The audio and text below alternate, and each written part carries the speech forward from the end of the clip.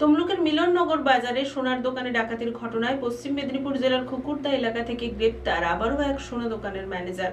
মঙ্গলবার তাদের তোলা হয় আদালতে। 6 দিনের পুলিশি হেফাজতের নির্দেশ আদালতের।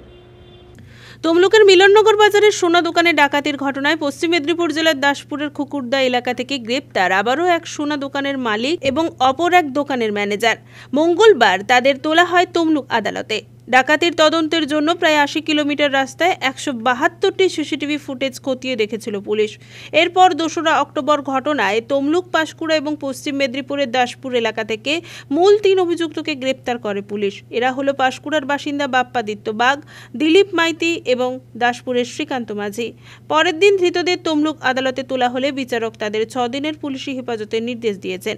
চুরি যাওয়া সোনা কেনার অভিযোগে সোমবার দাসপুর থানা এলাকা থেকে দেবাশিস সামন্ত এবং সুশান্ত মাঝিকেও গ্রেপ্তার করা হয়।